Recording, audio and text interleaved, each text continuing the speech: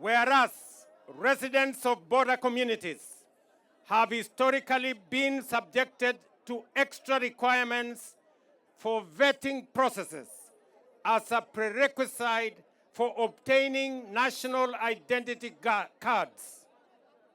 Whereas the Presidency and the National Assembly and other government offices have received numerous petitions from these communities decrying the extra requirements for vetting as unjust, unfair, discriminatory, and disenfranchising. Whereas Article 12(1)(b) of the Constitution of Kenya entitles every citizen to a Kenyan passport and any document of registration or identification issued by the state to its citizens.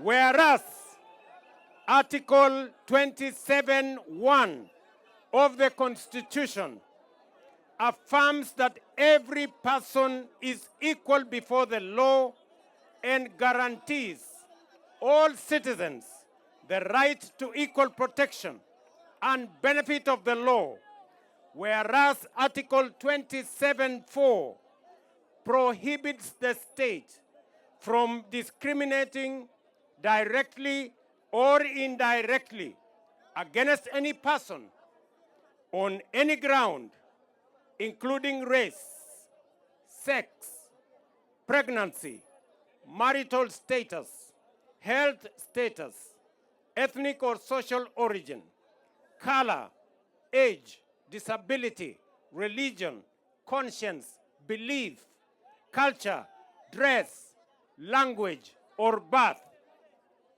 Whereas the Registration of Persons Act obligates every Kenyan citizen above the age of 18 to register and be issued with a national identity card. Whereas the Ministry of Interior and National Administration has reviewed and piloted new guidelines for registration and issuance of identity cards in border communities.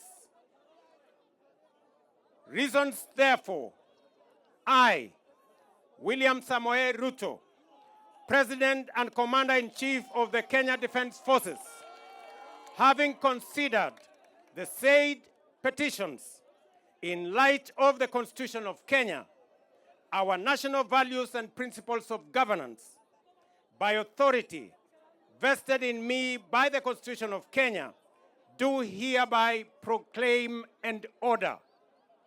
Number one, that the extra requirements for vetting and ethnic profiling to which persons living within border counties are subjected to during registration and issuance of national identity documents shall be and is hereby discontinued.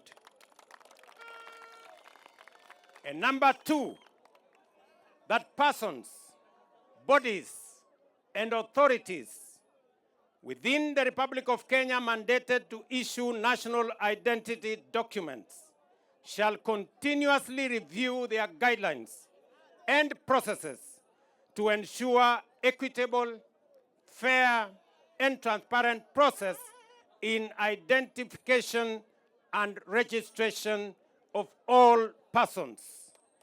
Dated the 5th February, the year of the Lord, 2025. Asanteni sana.